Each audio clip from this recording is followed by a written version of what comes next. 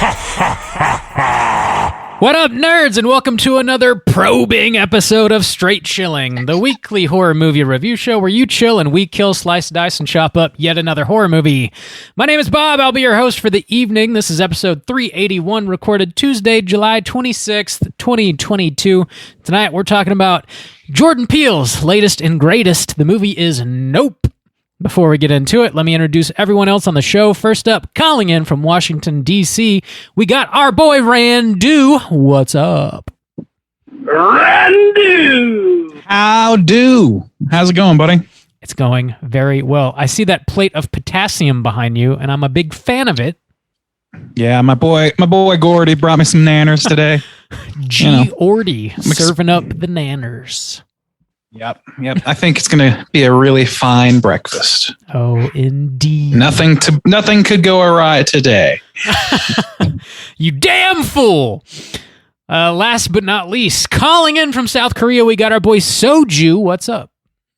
Oh, what up? It's your boy. If it ain't raw dog, nope dog stains. Nope. What? Dog. Nope dog.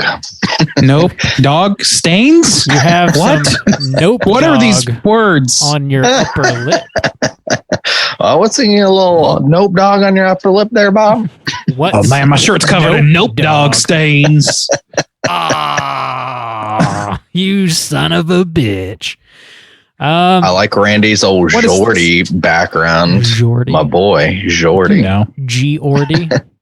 Yeah. Friendly chimpanzee. Everybody's favorite chimpanzee. My favorite, your favorite. Inventor of the exploding fist bump. Jordy. He's home. I love it when he's home. Goodness. That could be like one of those Adult Swim like spin-off things. You know, they do crazy, bizarre little short films. They could definitely like expand on Gordy's home and make one of those. And I would watch the hell out of it. I mean, yeah, but also why? Also, why? Why not?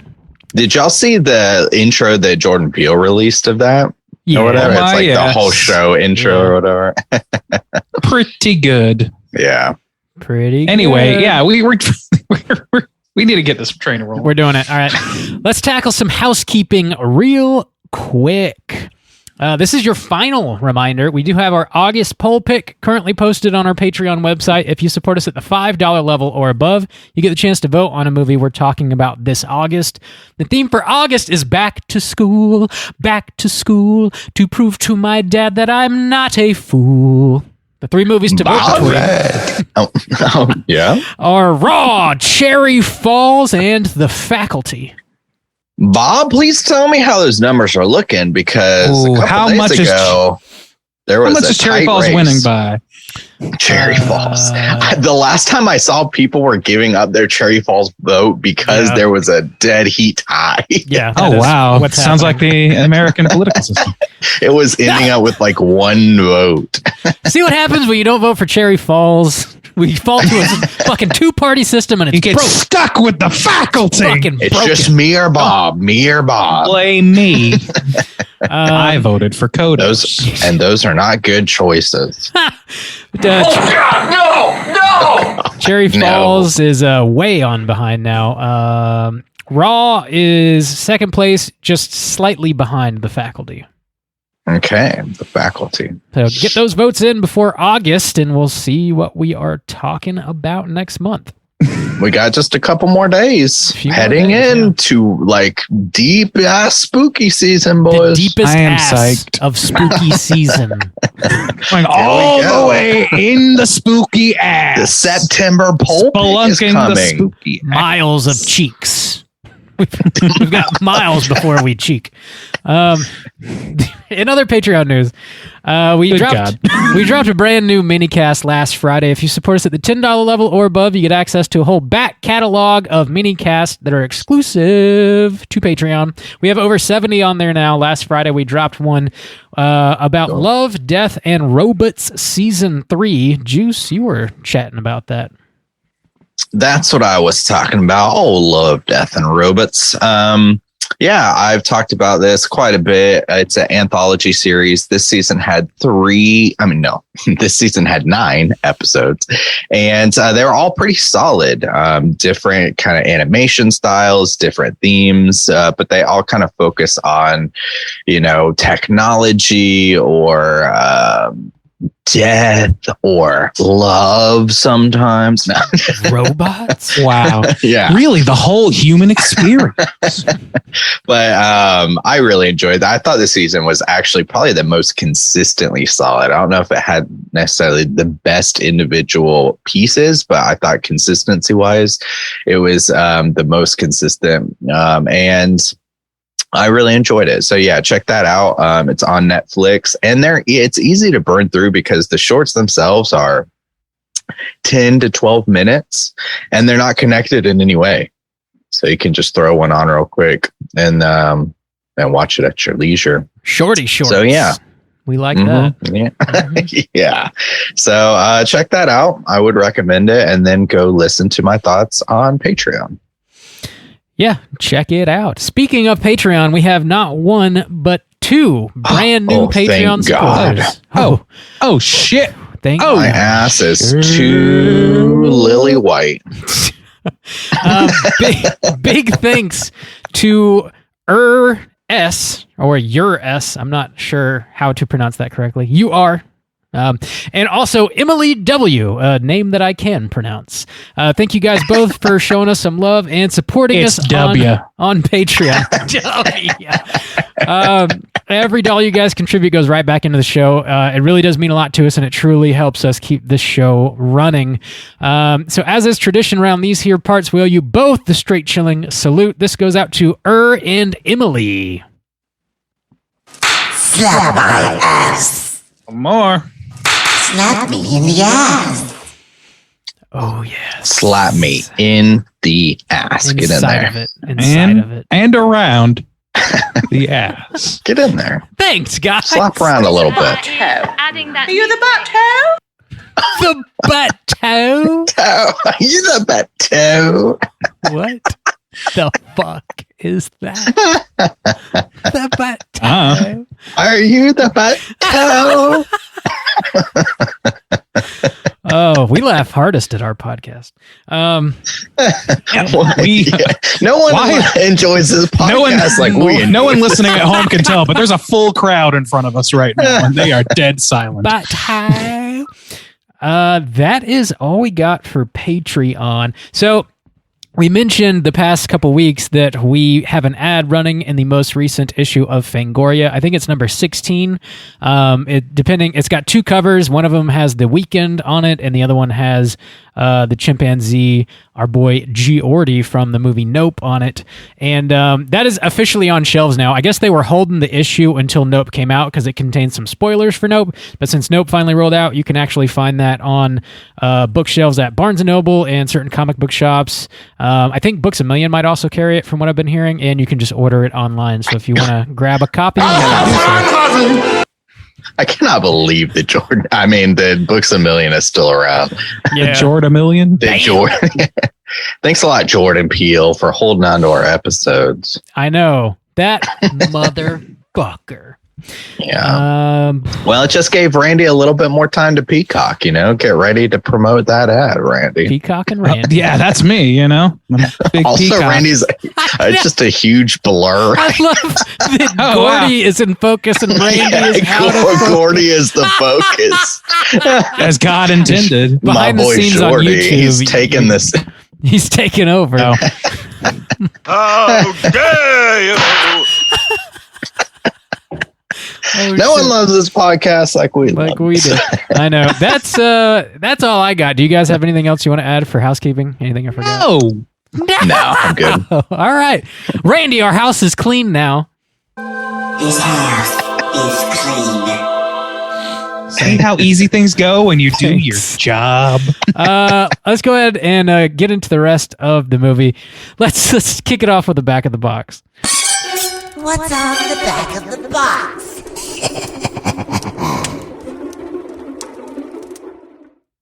nice and smooth. Nice you know, and Jordan Peele's listening. It's really always fortunate does. that we advertised this episode in a international publication. Hell yeah. We're talking about Nope from 2020 Deuce. This is a brand new movie with a runtime of 2 hours and 10 minutes, written and directed by your boy Jordan Peele. Stars Daniel Kaluuya, Keke Palmer, Michael Wincott, Brandon Perea, Steven Yeun, a bunch of other folks. Keith motherfucking David is in this shit as well. A brief plot synopsis brought to you by IMDb is as follows. The residents of a lonely gulch in inland California bear witness to an uncanny and chilling discovery. Gentlemen, first time watch because it's brand new. Would you recommend people check out Nope? Randu, kick us off.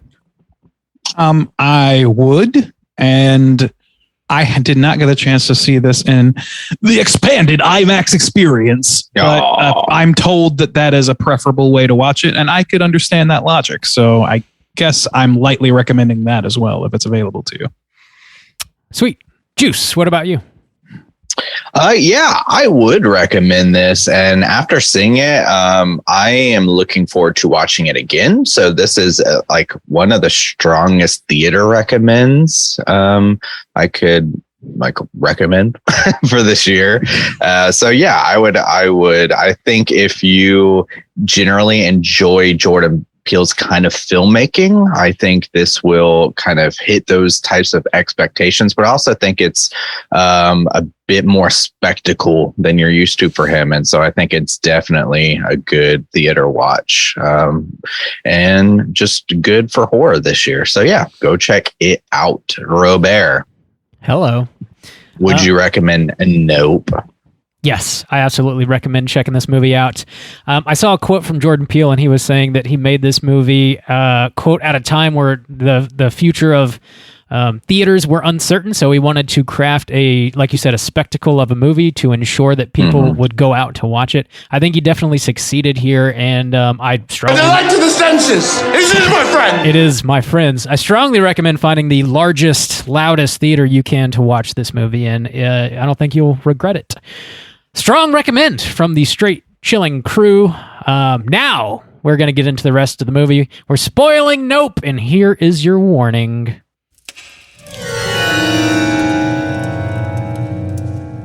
Spoiler warning.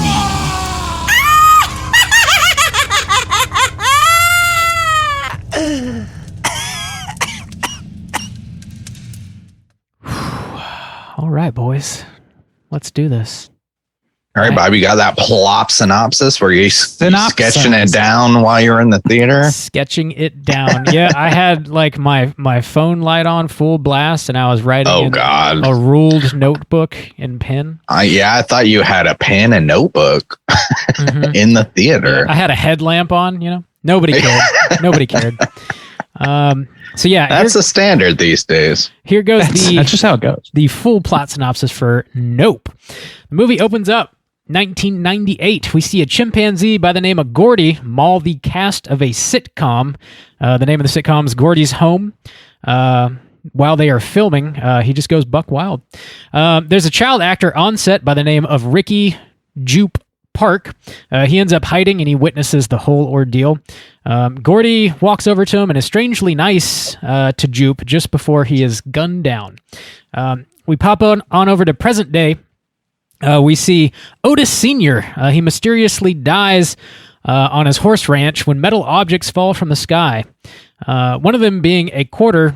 I think it was a quarter, maybe a nickel. It ends up slicing into his eyeball and through all the way through to his brain, and he ends up bleeding out and dying. Otis Jr. Speak English, Doc. We ain't scientists. Otis Jr. and his sister Emerald end up inheriting the ranch. 6 months later, they are hired to be horse handlers on set of a commercial. They meet world-renowned cinematographer Antlers Hoist on set just before they end up getting fired from the job because the horse ends up getting spooked and he kicks. The Hayward Ranch, now being broke, is forced to sell horses to the now adult Jupe, who runs a carnival attraction called Jupiter's Claim. Through a series of strange occurrences, the remaining horses begin getting sucked up into the air. OJ eventually sees a UFO, but is unable to capture footage of it because it sucks up all the energy, even battery power, when it's around. The UFO also dispels any inorganic materials, which is what caused Otis Sr.'s death. The Hayward siblings purchase a bunch of surveillance equipment from an electronics store and hire an employee by the name of Angel to install it. They are still unable to get footage of the UFO, but Angel notices a cloud in the sky that never moves, in which the UFO is hiding in. Jupe introduces a new show at Jupiter's Claim in which he promises the audience will see a UFO. The UFO does appear and ends up sucking him, his family, and the entire audience up. OJ deduces the UFO is not a ship, but it is indeed a predator asserting its dominance and that it won't eat you if you don't look at it. The Haywards... Yeah, exactly. The Haywards and Angel hire the cinematographer they met earlier in the movie to help get the footage they can't. Hoist shows up with an analog hand crank camera, and they deduce a plan to lure the UFO out of the cloud and film it. A TMZ reporter shows up to investigate the strange goings-on and ends up getting sucked up by the UFO. Hoist becomes enamored by the UFO and allows himself to get sucked up while filming it. OJ distracts the UFO long enough for Emerald to grab the reporter's bike and ride over to Jupiter's Claim. She untethers the large balloon mascot for the UFO to feed on, allowing her to take a picture of it with the camera that's built into the Winkin well attraction. The UFO does devour the balloon and it explodes, destroying it. Emerald and OJ lock eyes, and they now do indeed have photographic evidence of the UFO's existence. Roll them credits. I'm going to need you to say, tell me more about all these people getting sucked up. Tell me more about that. They're just getting sucked right on up by that. He's a little juice. Yo, just a scotch juice. Wheeze the juice. This movie has fucking layers, as Jordan Peele is wont to do. I feel like when I first stepped out of the theater after watching this, I was a little bit underwhelmed by the climax of it, but I feel like in the days passing, just sort of like chewing on the themes and like I think what he was trying to get at, I've sort of grown to enjoy the movie more and more, and I definitely want to see it again. Just kind of solidify that. That's interesting that you said that because I just watched it last night. So I haven't had as much time to sit with it. And I had the same kind of feeling where I thought like the middle section, there was like a lot of spectacle going on and some really great stuff. And then I kind of agree where I was like, that ending. But I mean, but the thing is, like you just said, I really want to watch this again, and I can't wait to watch it again. It's coming out in Korea in like 2 weeks, unfortunately, but I'm going to try to find like a 4DX. Like, I really want to go ham on this watch, but I felt a very similar kind of way to you too. Yeah. Yeah. I mean, I don't think that I did feel quite that. I felt pretty positively about it, like right out of the gate, and including the ending. Because it just felt like a satisfying conclusion to just about every thread that was there. And there is some argument to be made that there are a few loose ends that we can maybe get to. But I don't know. Part of me is like, so because this is Jordan Peele and because of his previous two outings were sort of like deeply inundated with like a political like stance or like a political like point of view that he was putting out there. Like I was kind of looking for that. And it seems like largely that is a lot more ramped down. And I think that's because he's exploring something that just kind of is not inherently political, which is the like the whole movie. And I think I heard him say this directly is based on the idea of like how uncontrollable nature really can be, like the natural world really can be, and how untamable it is. And so I guess that just doesn't really call for it. And I was like, I don't know, like part of me wanted some of that, but at the same time, I don't know that it would have been enhanced. I don't think it would have really necessarily enhanced this movie. So I don't know. I had a little bit of like back and forth in my mind about that, but otherwise I was pretty stoked on this thing. And I've been steadily growing in my admiration for it since. Mm-hmm. That's interesting that you said you thought it was kind of ramped down, because I thought, I guess political, I feel like maybe Us was the most Well, I don't know. I feel like he always has his themes, and I don't know that they necessarily need to be political, but I thought that there were two very strong and almost like laid on thick as fucking peanut butter themes in this movie that kind of interweave a little. They do interweave, but they also have their own separate threads.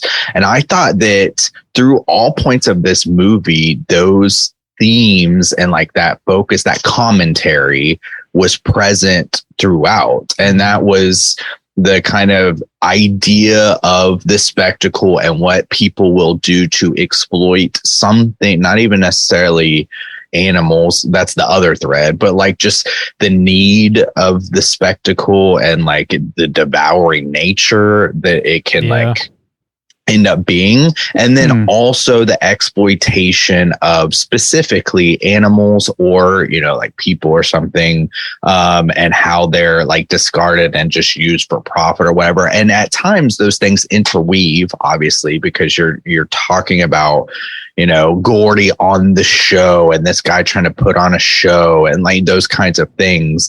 But I thought that both of those themes were like very prominent throughout and very consistent with Jordan Peele's earlier work. To sort of piggyback off of that, I agree with Justin here that there's like a lot of layers of like social commentary going on. I don't think any of it's really political in nature. But there's the main one, I think, being about the spectacle. I mean, the movie even opens up with that, the Bible verse. It says, "And I will cast abominable filth upon thee and make thee vile and will set thee as a spectacle." And like the two main characters in this movie, OJ and his sister Emerald. I think he was named OJ specifically to conjure up OJ Simpson, and like what a fucking spectacle that was. I mean, the nation was like enthralled with that entire ordeal. And like these two main characters throughout the course of the movie, they keep talking about how they have to get the quote Oprah shot. They keep talking about they got to get the Oprah shot so they can get the fame and then ultimately the fortune to come with it because they're on hard times. They need cash. And then we also see this dude show up from TMZ, and he flips off his bike and gets severely injured. Yeah. He's still begging OJ to take a picture of him. Like, he doesn't give a shit. He's like sacrificing his body. And then we also get that echoed again in the cinematographer. Director, he completely sacrifices himself willingly to get the shot. And it's definitely got like a commentary about like our need for spectacle and our unwillingness to look away even when we know it's bad for us. Like, we're willing to trade a piece of our humanity because we can't fucking help ourselves. And I think it's like even like really laid on thick in this movie because the only way that you cannot get eaten by this UFO is to look away.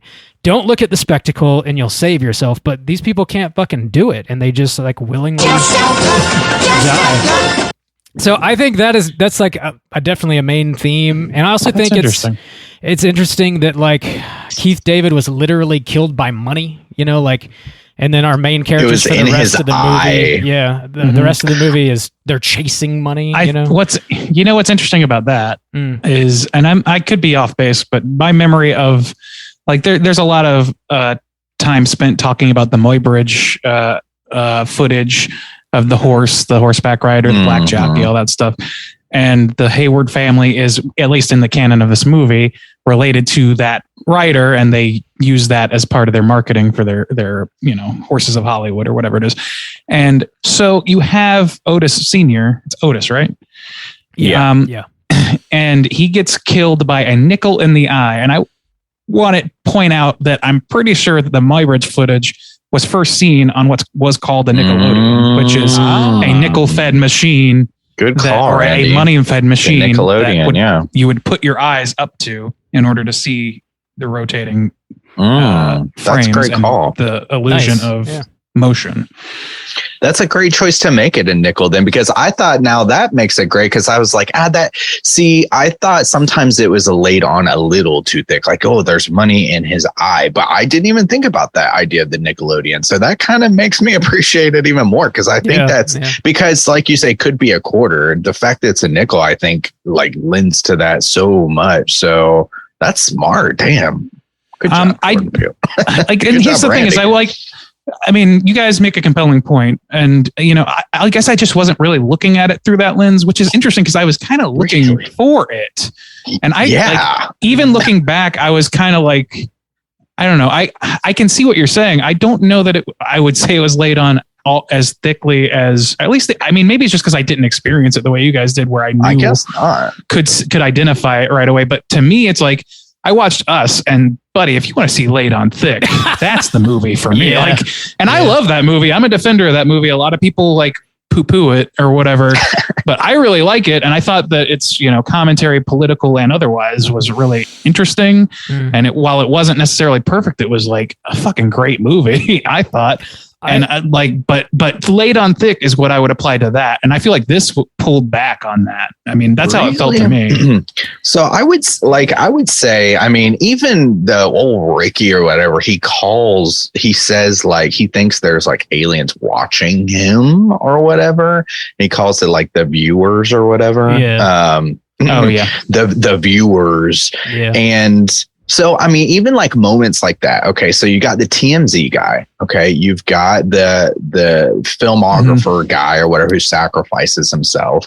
They're setting up cameras all over their house. The whole thing of this creatures, you can't look at it. Ricky calls it the viewers or whatever. He also has that whole shrine where it's like built for relics of the show he was on, Gordy's home. Yeah. And like when we see the flashback, it was a horrific, extremely traumatic event for him as a child. Yeah. But then as he's talking to our main characters about it, all he's really referencing is like how fucking badass that SNL skit was where Chris fucking Kattan. That was so interesting to me. Like, right? So so you think, what is your interpretation of that then within the confines of what we're talking about? My interpretation, because I was a little blown up. I was a little like confused by that, I guess. My interpretation of that is people's like obsession with spectacle again, because he also says that he let a couple stay the night in that room. They paid him to stay the night to be surrounded by all these like relics 50 grand or something of this horrific real life traumatic event.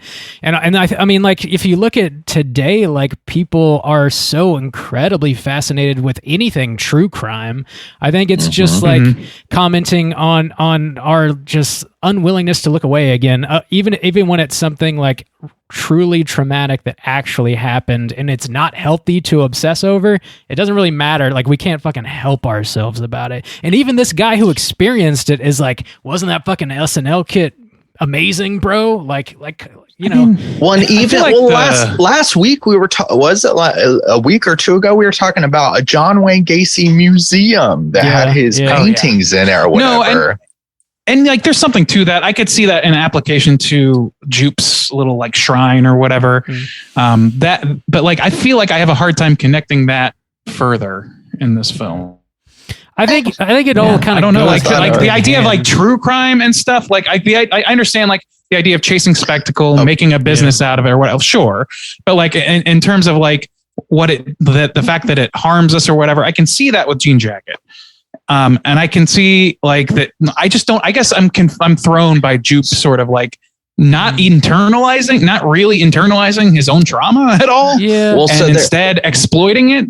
Well, there was doesn't want to. I want to make another connection, because this is something that it sticks out in my mind as like one of the first times I regretted saying like, I need to see that, when I was younger. So, and it's connected to this movie. And when they included it, I was like, oh, that's fucking, once the Gordy shit, made its connections, I was like, oh, fuck. Okay. So, the woman who has her face ripped off, that's a real thing. Do you guys know that's a real thing?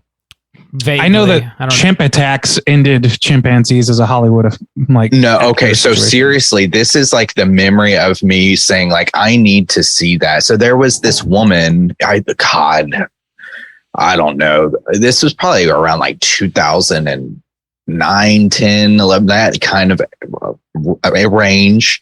And she had a chimp living with her for some reason. Like it wasn't a show. It wasn't a show. She just had him in her house, and he went crazy one day and literally like ripped her face off. Yeah. And I remember hearing about that. And the reason that I knew so much about it is that woman went on Oprah. Okay. So this whole the whole thing about viewing it, but Jordan Peele knows this shit because one, the whole idea of the Oprah shot, and she wore a veil on Oprah. So she wasn't there with her face gone. She wore a veil.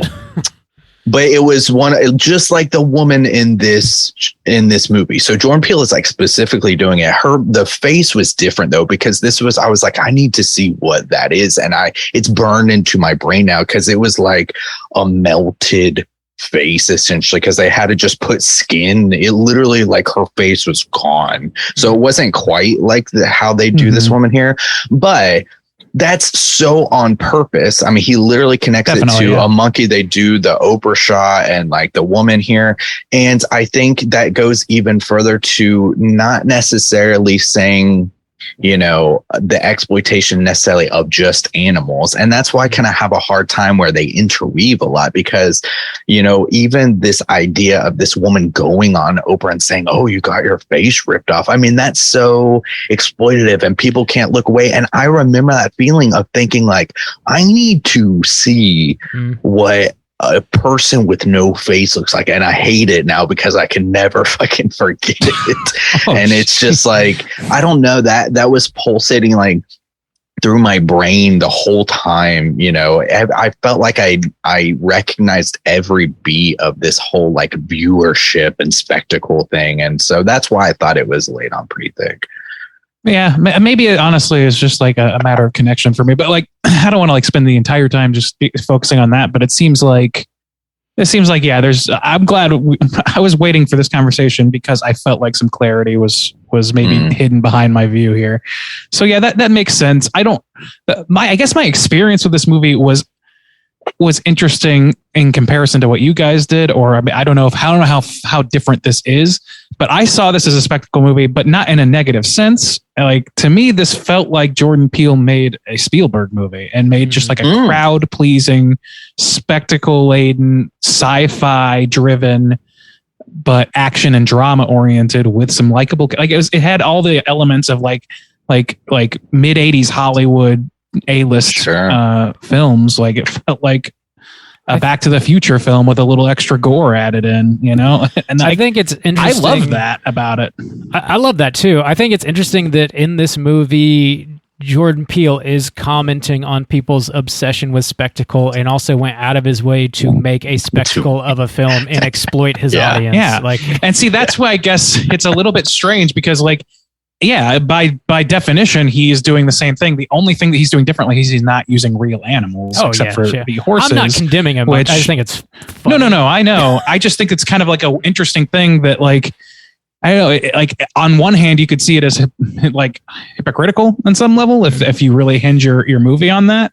But at the same time, like, I think that it's pretty harmless, and I think it's actually just like kind of like the antidote to what he's talking about. To me, the animal thing was kind of the front and center point of view in this. Like, even the names of the segments of this film were the names of the horses and the names of the creature and the name of the monkey. Like, they were all animal names. Yeah, and so like all like organic creature names, and so like like they talk about the chimpanzee and like all the shit that goes down there. They talk about like they show this situation where people on this set don't respect the horse or the horse wrangler, and they almost cause a real accident, and it ends up they end up just punishing the person who was doing his job or who was there to make sure that that doesn't happen. And I guess I don't know. It just, to me, that was the thickest thing laid on. So my experience with it was otherwise just sort of like, I could see that there were people, like the TMZ thing was pretty obvious. Like, okay, these are people hunting,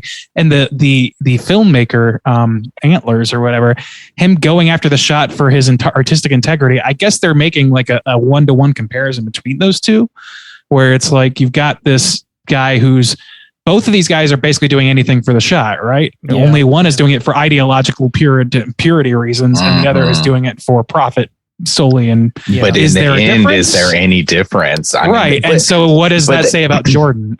But they kind of do the same thing in a way between Ricky and the brother and sister. In a way, Ricky seems to have more, cocky, I can control it kind of motivation or whatever. But still, in the end, is there a difference? He wants to capture it for a show, to bring back his fame or whatever, and they want to save their ranch. I mean, it's kind of, you have two pivot points from that perspective too. Yeah, there's a lot of dichotomy in that. And even between Emerald and OJ, Emerald is very much like looking for that. Like, they're both looking for money because they need it. But OJ wants it to save the ranch. Emerald wants to be laid up for the rest of her life by the sound of it. Like, she wants to be put on Easy Street, and that's a pretty damn good way to do it. If you can get fucking proof of extraterrestrial life, you're gonna make some bank. They even state in the movie that if they just got rid of the horses and stopped feeding it, it would then go on to find food elsewhere. So they know that they could get rid of it, but they choose not to. Hang on, I want to pivot off of what Randy just said, because I think it's really important. Now, okay, so we just talked about the pivot points of people trying to control it. So Ricky dies trying to get this, okay? The director dies trying to get his shot. And then we were saying, there's these other pivot points of the brother and sister. And the sister wants, Randy says she wants to live on Easy Street. She wants to be put up. So everybody's sacrificing something.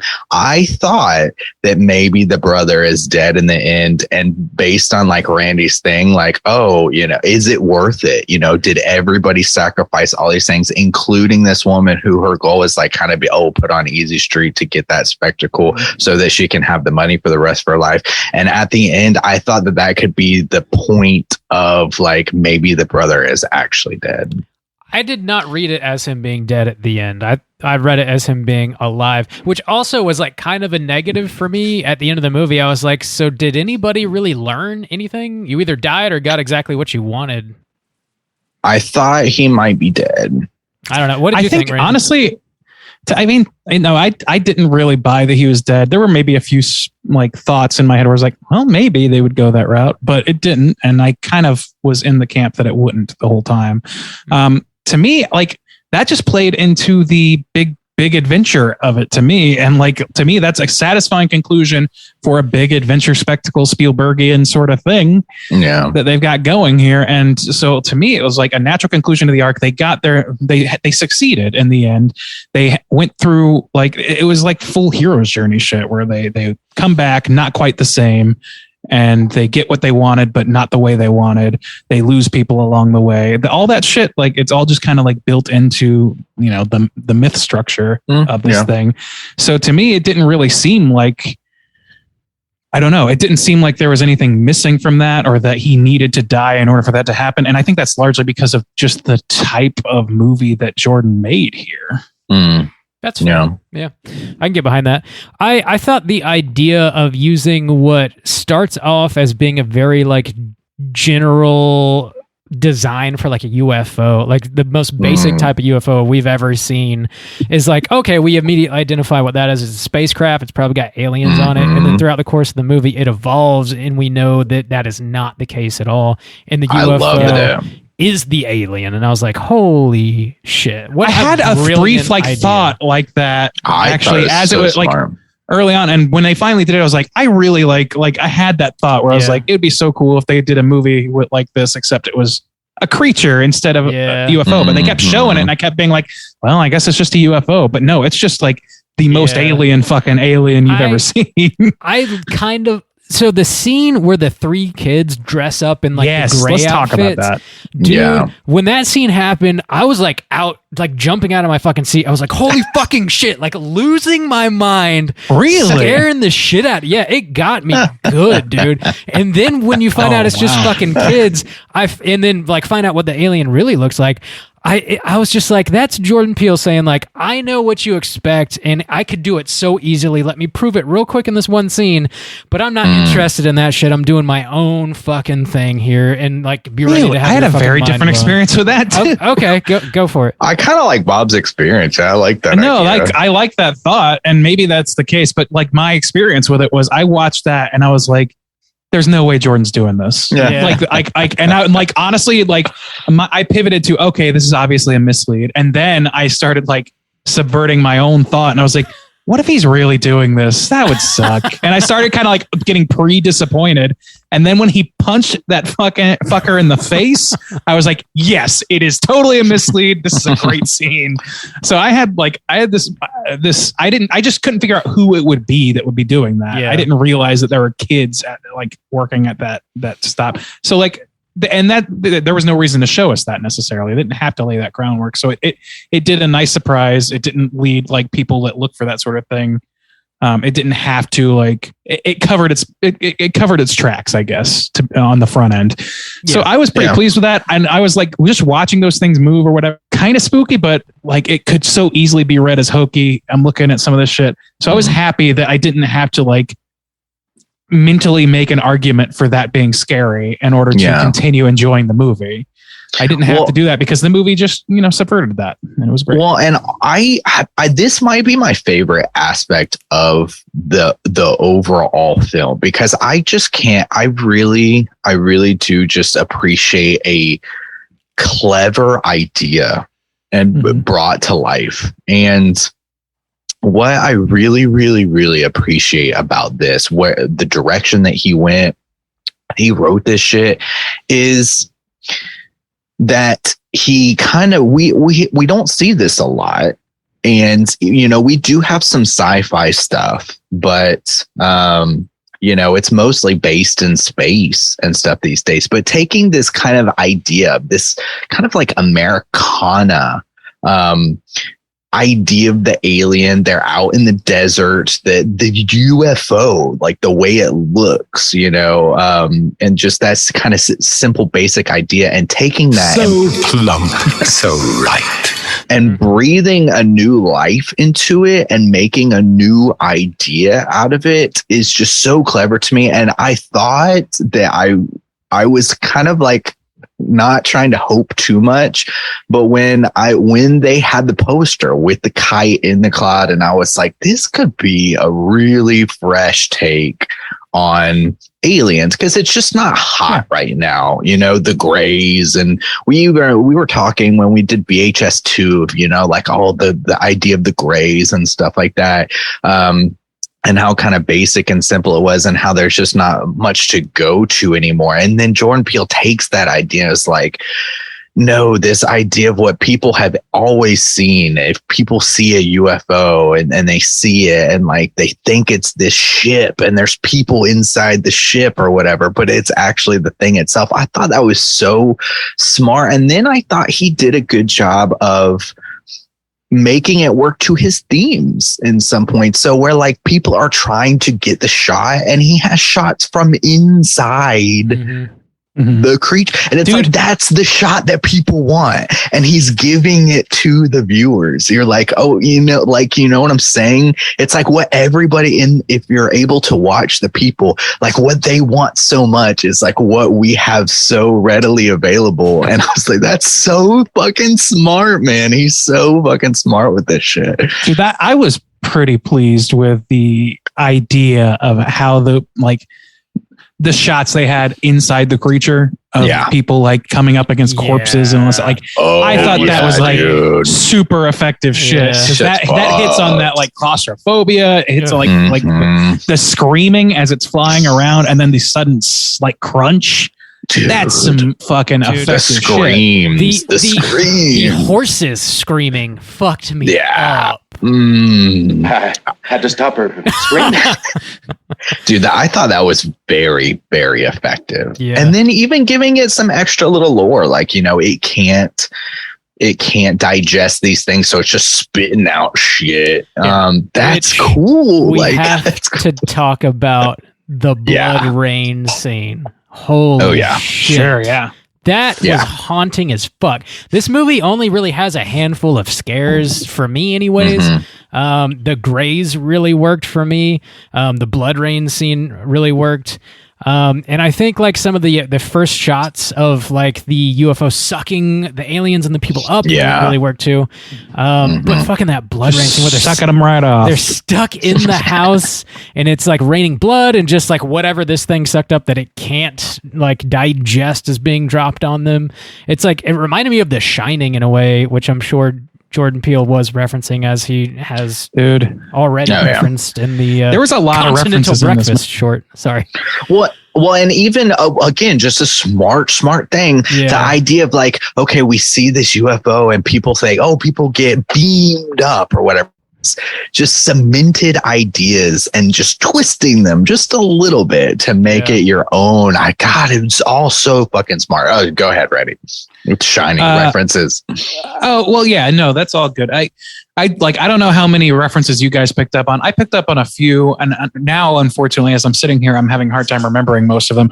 But I do know that they went and ate at a restaurant called Copper Potts Cove, which is a direct reference to Goonies. And then there was something else. I don't know. There was a definite horror homage at one point. That I clocked in the movie. But go ahead, Bob. There's almost no trivia on this because it's brand spanking new. But one of the things I did see listed on IMDb, Jordan Peele said he was citing a lot of movies to draw inspiration from to make this. Among them were King Kong, 1933, Jurassic Park, 1993, Close Encounters of the Third Kind, 1977. Signs, so caught that one. Yeah, definitely that. Signs for sure, 2002. For sure, yeah. And The Wizard of Oz, 1939. I wouldn't have thought that one personally, but I see it. I see it.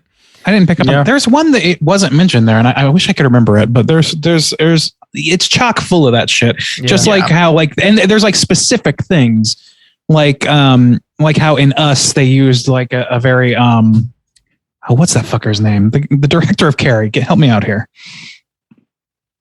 De Palma. De Palma. There's like that De Palma shot of like split focus and all that shit. Yeah. Like it's like that sort of like filmmaking, very specific things you have to be pretty nerded into to really like have a chance of knowing. Like I watched this with Becky and a friend of ours, and neither of them are like hyper big into stuff like I am. So I was sitting there like, oh, cool. And what are you fucking talking about? Well, and even like the homage to, the behind the scenes kind of people, obviously it focuses on these people who handle the animals for like movies, they reference fucking Scorpion. Dude, but I want that sweatshirt. Him wearing the crew jacket, being the hero or kind of representing the hero of this movie, but he's the crew. I thought that was a good little homage to the idea of filmmaking, because you have these references of like, remember these famous things, but he's saying like, pay attention or remember these people that have no names. And even, the kind of idea of the jockey at the beginning, these people who have no names, who are essential to these things that you love, that are just easily forgotten about because they're not given the recognition. So I thought that was nice. Yeah, I think that what you just said and the connection to the Muybridge footage and all that stuff, that is very compelling to me to sort of like see what you're pointing at, or what you experienced with this movie, because that is absolutely, and I'm pretty sure I saw a clip of Jordan saying something along these lines, that is absolutely like where this all came from. It was so I guess it really is like a two-pronged film, because by what he said, or what I heard in this interview, was that it was based around the idea of being like, he's like, I'm a city guy, I'm afraid to be out in the outdoors, and there's a reason. It's because there's no truly no controlling nature when you get on big enough scale, you know what I mean, or in a big enough stakes, or if you get too complacent or whatever. So the people the idea that it's also about like the exploitation of people and the animals and stuff like that. Yeah. Treating people like animals in order to get the shit. Like I get that. I see that. That makes a lot of sense. And I think that does sort of like, I wouldn't argue that it's a very political thing. Certainly not as much as the statements in Us or I wouldn't say. I don't think so either. But they are very like, it is very rooted in like societal issues. So like, I guess that's kind of the distinction I was looking for. What a sign of a great podcast. Good discussion, boys. Oh yeah, pat ourselves on the back. I know. Oh, she's a fancy flapjack. We've covered not the majority. We of need the to talk positives, about Gordy. But yeah, so I mean, there's a few things that I had questions about, and one of them is it takes place in the Gordy flashbacks, which I think the shoe. Yes. So the chimpanzee itself looks amazing, and I think the way that whole sequence is shot, those sequences are shot, looks incredible. That's some of my favorite parts of the movie. It's haunting. It's disturbing It as is. hell. But yeah, it's some of the most horrific because it's more grounded. It is. Just this fucking monkey going crazy. Yeah, the bloody shoe standing straight up. I'm not exactly sure what that represents or why that is. I have a couple of thoughts about this. Okay. Some of them are maybe kind of basic. I think one of them plays to the cleverness of this film, maybe. I don't know. Maybe I'm giving it too much credit. I had a couple of thoughts about this. The most basic ones were, one, did the alien have anything to do with this situation? Because it seems like this alien has some kind of effect on animals, but that seems like a really weird disconnect to me because it's so far in the past and I don't know, because then it would be almost like, is this tied to Ricky somehow or what's up with that? So I just don't think that that's it. There's another one where I was kind of his kind of question of is there anything for a bad miracle or whatever, any word for a bad miracle. And I was thinking about this idea of, that coin just went through his dad's eye. I was like, is this one of those just wild things where in the craziness of all this chaos, there's just this thing that ended up saving this boy's life in a way because it was the focus, and it just happened to be this freak kind of accident, this crazy miracle that just he's associating with. I had one more regular idea of maybe that's how he's processing his trauma, and we're seeing it through his memory of it's not necessarily reliable. And then my fourth interpretation was, I know. Lord. Hang on. My fourth interpretation was, is this just Jordan Peele fucking with us? Could be.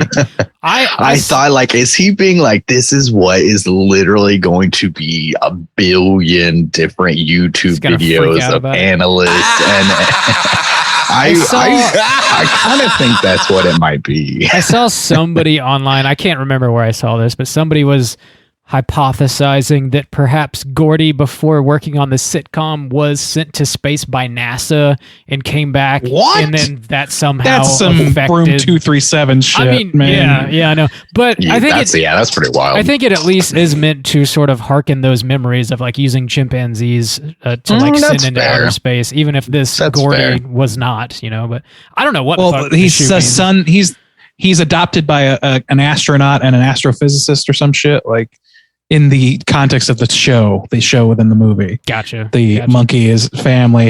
The parents are they show them in an astronaut outfit. Okay, yeah. So I don't know if that lends credence to what you're saying. I don't know. So about the shoe, I don't know. First of all, to me, I don't necessarily see it as when I was originally watching it. I was under the impression that this was just a straight aliens film. I thought, okay, so maybe this is an indication that, maybe animals go crazy when the aliens are around, and just happened to be that the aliens were there, and that's an indicator that they're tracking the situation somehow or whatever. But that's obviously not what's happening, because we see how this, alien works, and it's just the one thing, and it sucks through tornadoes. It sucks it up. Anyway, so I don't know what is actually holding it up besides to me, it's pretty clear that you could have something just kind of a shoe propped up against something.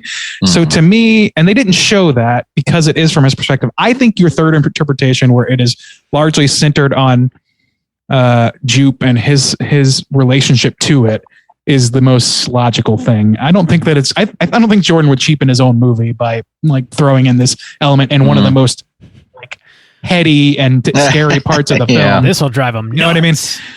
Yeah, just to fuck with the audience. I mean, maybe, but I find that hard to swallow based on the meticulous nature that he has. Or he's shown. So, but the idea that Jupe is I think the crux of it is that it's propped up in just the same way in his little shrine lair situation. And to me, that's he's taken literally an emblem of his own trauma, put it under glass exactly as it was that day, and he's profiting off of it. So using the toolkit of what you guys are talking about in terms of like, exploitation, this man's exploiting his own trauma. Oh yeah. So I guess that it lends to that theme by doing that. And I don't think it really has to be much more than that. Like it could literally just be a trick of perspective that this kid is fixated on because he's having a traumatic event. And then that traumatic event is then parlayed into a career or a quick buck even. Well, and again, even going further with that, if we're talking about from his perspective, maybe that's how if we talk about it in the way of him processing trauma and him remembering it, is maybe he propped it up that way in his house, with no idea of like that's how it was that day. And then because he sees that every day and because of the way he processes trauma, that's now how he remembers it. I like that the best. Yeah. Because that's his like sort of shrine is now erasing the actual memory and taking its place. Yeah, exactly. I like the that memories he actually has is more prominent to today, and he's infusing it with what's left of the memory. That would also help explain his sheer joy and glee when he's talking about Chris Kattan on SNL. Like he's forgotten how truly messed up it was. Let me ask you about that. Yeah. Do you see that as true? Like I saw him as masking. I kind of thought it was masking as well. It could be. I thought so. Which, I mean, I think it could be interpreted both ways and still hold the same water. But to me, it seemed like he was like... Maybe for humanity's sake, I was hoping he was masking. I was reading it as kind of like a coping mechanism. Like he's shielding himself with all these like pop culture references to the event so he doesn't have to deal with it. Not that he really took personal joy in reflecting upon what happened, but... defense mechanism kind of thing. There's another thing that like I kind of wanted to talk about where we're almost in this to an hour already. But the sort of final form of the alien as it's sort of flying around, it begins to unfold and takes the form of this almost like man of war, like or jellyfish kind of thing floating in the sky. Oh my God, yeah. And I don't love the final form of the thing, and I kind of wish they would have showed a lot less of it. Like to sort of, it would have leaned into the point of the movie to like, avert your eyes, don't stare into the thing and it'll end up saving your life. And also I think it would have made it more terrifying because in the first like couple shots where we see it in the background unfolding, it's out of focus and we don't get a good glimpse of it. And at that moment I was like, fuck, this is really tense. What the hell is it doing? And then we see it full blown for several minutes. I'm like, not very scared of it anymore. It just kind of like sucked all the tension out of it for me personally.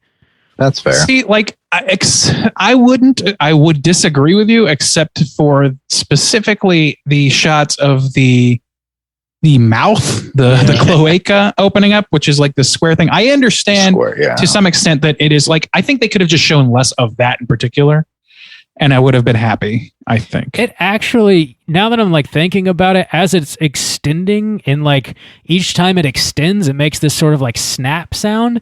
It's acting like an old camera. Yeah, it is. Just dawned on me. Yeah, which in that case, I kind of like it a lot more now.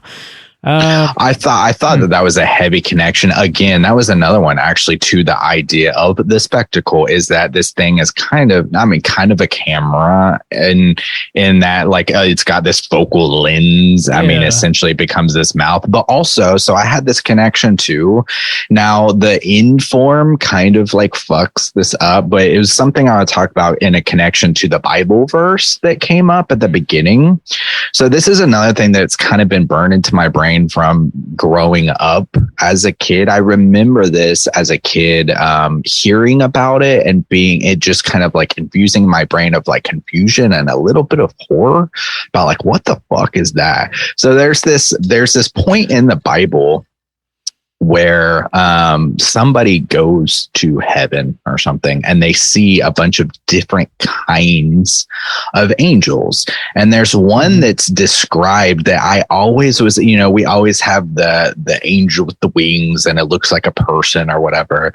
But there's one there's one that is described as kind of like a wheel covered in eyes or something round that's covered in some depictions of it have like an eye in the focal, like as a single giant eye as a focal point amongst this wheel. But with the Bible verse connection and this idea of this like creature, it just made me think of that. Like it triggered it because I was like, oh my God, are we getting a movie about this crazy angel that's just like covered it? Cool. But now the inform kind of fucks that, but it made me think of the connection of, the way I was kind of like justifying it in myself of when the Native Americans first saw the first like pilgrim ships or whatever. And because they had never seen anything like it, their brains literally could not connect like what it actually was, like had no way to associate like the sails and like, what is that? And so with the idea of it being like, round in shape or whatever, and it having a focal point at first, I was like, oh my God, could this be like this angel that, especially because of the Bible verse, it like connected that idea. And I was like, that's so cool. Like, cause that's always fucked me up. I had forgotten about like the Bible verse entirely until you guys brought it up just now. Like it fell on the wayside for me. Like clearly I did a terrible job watching this movie, but, like what you bring up is true. Like the true to life, like what is described in the Bible as certain angels, certain choirs of angels or whatever, bear some resemblance, specifically the seraphim. I think, like, if I'm remembering this right, I'm trying to look it up, but my computer's being extra slow. Like, that's really fucking interesting. And like, I like that they show it because like I did recognize like I don't know how it's not the shape, but like the general look of the creature once it sort of opened up, it was reminiscent of shit like this. Not just like, yeah, it is the seraphim. And it's like, it was reminiscent of like these sort of like ancient creatures. I actually thought about the Flatwoods monster, and like, to me, it had that sort of thing. I don't know if you guys are familiar with that. I don't know that one. It's a cryptid. Ooh. If you look up the Flatwoods monster, it's kind of like got this like Addams Family, Morticia, like thing. I don't know. It's tough to describe. Just look it up. Anyway, okay, so like there's some like okay, like a hood. It's like, yeah, like a hood, and it's got kind of like a floaty dress sort of thing. Yeah. I don't know. That's what I thought of when I saw this, and to me, that was a really strong connection. So maybe that, like, I understand, Rob, your point that it's like, you see too much of the creature, it can be a problem. I think that what they showed of the creature mostly was at a distance enough and out of focus enough to where I was not bothered by it, because even seeing it, there's only a few shots where I could say that I truly got a good form of it, because it's so incomprehensible. Like Justin was talking about, like, it's so incomprehensible to look at that I don't know really what I'm looking at. And even when they focus on it, but they did focus on it, I would say just a little bit too long for my liking. With it, so Randy brought up the seraphim, and I see what you're talking about there, because it has a bunch of wings that essentially expand out, so they don't look like wings. But the one I'm talking about is called an ophanim, Ophanim. So if anybody wants to look that up and see some fucked up art, it's pretty cool. Go ahead, Bob. Sorry. I was just going to sort of walk my prior statement back. Like the necessity of showing that this thing is operating like a camera, you really have to get a good look at it. So like there was purpose behind that I just missed initially, which is again why I really want to watch this movie for a second time. And like, I want to watch it again. If you think about it, if you think about this thing as a camera, that opens up an interesting door, because like what I think about from there, the dot I connect is that this thing shuts down all electrical interference of any kind, including cell phones, including anything that would normally make noise. And tell me that doesn't sound like a movie set, is I guess where I'm going with that. Yeah. Quite on set. Yeah. Well, I also is this thing directing itself? Like, is this like, it's like you're trying to include this thing into your production, but you're part of a production already. You also don't ever break the fourth wall and look at the camera. Yeah. You're not supposed to. I made another connection of the way that the guy had to make his own camera or like use a special camera to get it. Yeah. But it made me think of the original, the jockey thing. Yeah. I was like, they would have had to use a camera like that in order to make that movie. And here's this guy trying to capture this thing. Even further than that, like the ultimate shot that they did get that Emerald got was essentially through the same process, but on a much almost even more primitive level. Yeah, it's a hand crank, but it's only every like so many clicks that you actually get a shot. I got to dust off my photography degree when in that moment, like as she's like slowly cranking this thing and waiting for what is commonly referred to as the decisive moment in photography. It's like, it just like reminded me of this like French photographer that sort of coined that term and made it famous. And like he would go on to explain the decisive moment as like the difference between a great photograph and a mediocre photograph is a single millimeter. Like there's a one very specific perfect moment in time to snap a photograph. And if you're a millimeter on either side of that, then the photograph just isn't really going to work. And that's exactly what she's working with here. And this giant like crank camera that's built into the ground. I fucking love that end where she finally gets the shot, and it just sort of drives the whole point of the movie home. As we're talking about this, I just like the movie more and more, honestly. Yeah, I agree. Good shit. For sure. I think we probably should land the plane, unless there's anything else you guys want to touch on. Any big points? No, don't pick me first, though, because I'm the one who watched it with the least amount of time, and I'm still processing a lot of shit. What's 5 more minutes? Dude, let me process. Let me process it. It's a lot to chew on. My score just has been changing. Yeah, constantly. We've had good discussion. Yeah, man. So what like a great podcast. I'll kick it off. I'll go first. It speaks to the strength of us as podcasters. No one loves this podcast more than us. Okay, Rob, kick us off. Out of 5, how do you feel about Nope? I feel. Hang on, really quick. Oh boy. We've talked. Hang on, since we haven't done a whole lot of negatives, we've talked about this, and we covered all of Jordan Peele's films so far, and I'm pretty sure this came up as a prominent talking point in us of the title. It's not that good. Like his titles. So I also have a bit of trivia on that, and this I don't know that it's actually been confirmed by Jordan Peele himself, but people are hypothesizing that Nope is supposed to stand. It's an acronym for Not of Planet Earth. Potentially. Yeah, I saw that too. I don't know. I didn't see that, and also even that doesn't do a whole lot. People say it all the time when they're watching horror movies or sci-fi or whatever.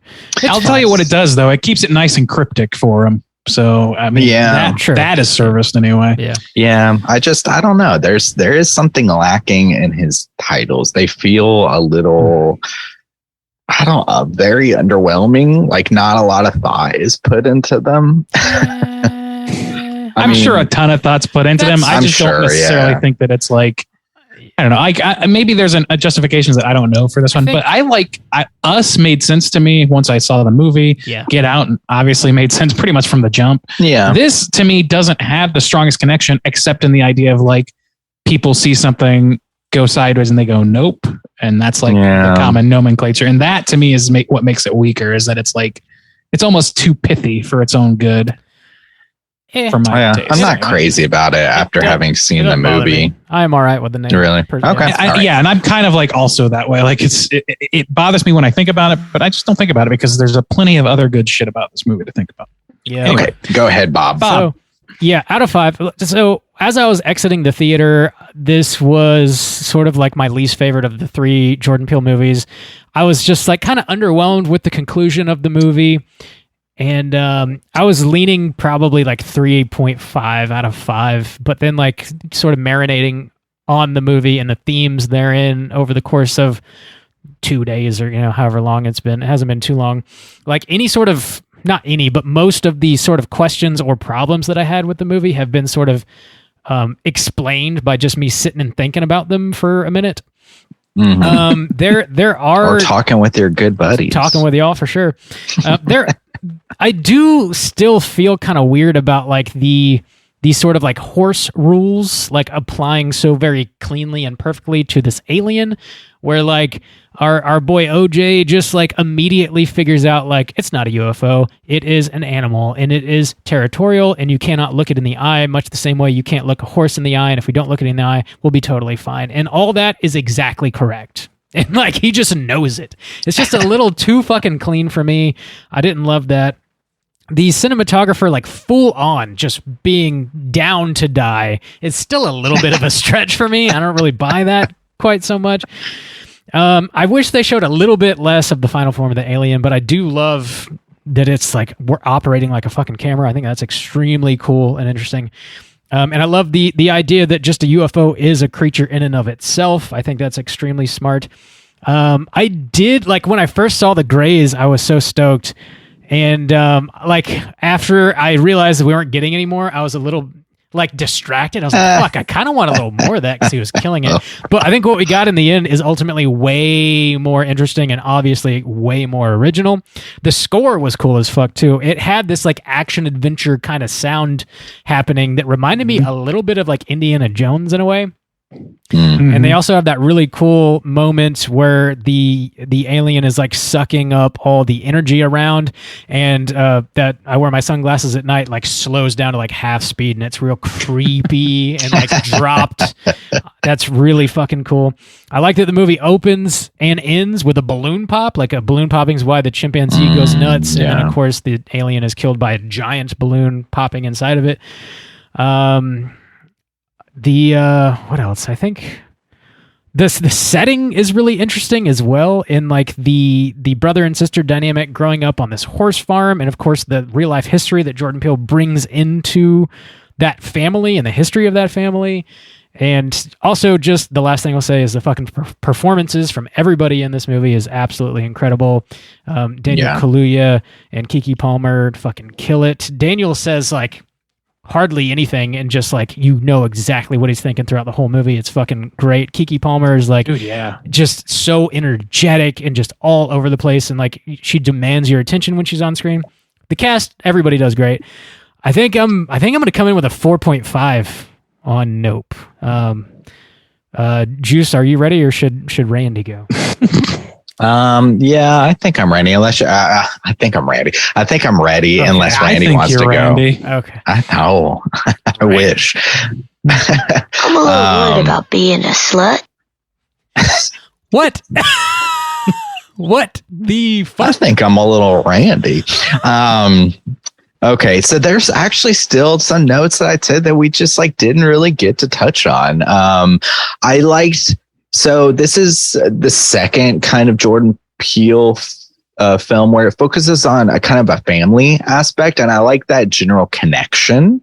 In this one, it's played down a little more. You know, in Us, there's a full family, but in this one, it's just the brother and sister. But I love that they have their own weaknesses and strengths, and they kind of complete each other in a kind of way, and yet they struggle to recognize that or to kind of make that connection. I don't know. I thought that the relationship between the brother and sister was really great, and I like that kind of focus on the idea of the family and stuff like that. It was nice to follow. One thing we didn't really talk about is these kind of like two separate stories. You know, this movie starts with Ricky's perspective, and then Ricky's kind of got his own kind of story, and they are connected. He buys the horses, he's in their area, but it kind of felt a little disjointed to me. But I don't know how to change it, and it's not strong enough to bother me, but it was a little kind of weird that they like these kind of two separate stories, two separate kind of perspectives, his flashbacks and stuff like that. I did kind of feel like Bob, where I really loved the middle sections and stuff, but the climax was a little underwhelming for me. But I'm so proud that he wanted to make the spectacle. It kept making me think of Eggers. You know, Eggers' third film came out this year, and he kind of wanted to do the same thing too, a more accessible film that was this big kind of spectacle. And I don't think he really accomplished that in the way that he absolutely did. And I'm proud of him for that. I think he's a very accomplished director, but it still very much had his flavor. I don't think it really kind of diminished his filmmaking ability or his storytelling. I think it fit within his mold really well. I love the clever idea of making this a monster, of like still having the idea of this UFO, but it's like something completely different that you never expected, and kind of bringing it back to this area of America and this Americana and this American kind of folklore in a way. It's weird to think of the Greys and aliens as a folklore, but it's kind of like a big thing in America, especially like out in the desert areas and stuff like that, spotting UFOs and the crop circles and stuff. And so I like that he was able to take that and give it this fresh new spin. I really like that. Some notes I have, the audience getting sucked through that like canal, the mouth, the perspective of the mouth, the opening kind of credits wherever you have no fucking clue what's going on then, but then by the end of the movie, you realize like what the fuck it is. That's so cool. And again, the point of like everybody wants the shot, but we have the shot the whole time. I like that. I like kind of little spin on it. The monkey is a spectacle. The screams, the blood. I thought it had some like really standout moments that I'm going to remember, that are going to stick out in my mind of like, that's some really impactful and unique horror. And so, yeah, I really like that. I think I like it better than Us. I think I do, but it's been a while since I've seen Us. I still think Get Out is better. That's going to be hard to top, but I do like this film a lot. I think I'll give it a 4.5 as well. All right. And I'm really eager to see it again. Me too, man. Ray and Do, how do you feel about Nope? I feel pretty good about it. So yeah, a few things I wanted to touch on based on what you guys said. So you mentioned Eggers and he was trying to go for a more accessible film. I kind of feel like Jordan Peele's films are already like not just more accessible than Eggers, but already way more accessible films than like many. I think that the thing that opens this one up is that it's less cryptic than the last two, in my opinion. I feel like for as many like things as we have to chew on, they're pretty well disguised in an otherwise fairly straightforward story. With Us, there's a lot of like, you could nitpick the fuck out of the logic of that. Mm-hmm. With Get Out, like it's kind of the same story. But with this one, I mean, the nitpicks are there if you want them, but in order to understand like the core, like just the A to B story, arc, you don't need much of that. And that stuff is really just there for the people who want it. And I think that shows he's growing as a director to some extent. That said, I also agree that Get Out is a better film. I think that this is pretty comparable to Us, but what I like about it are they're two different things. Like I said before, like you guys make a pretty compelling point, and it actually filled in some gaps for me in terms of enjoyment when it comes to like making the connection to exploiters versus predators versus exploiters again, and sort of like a food chain of those sorts of people and those sorts of creatures. Like I really like that idea, and it's pretty clear to me that you guys are on the money with that to some extent, at least. And so like that fills in some gaps for me. But like largely my experience with this movie was experiential. Like this was a thrill ride for me for the most part.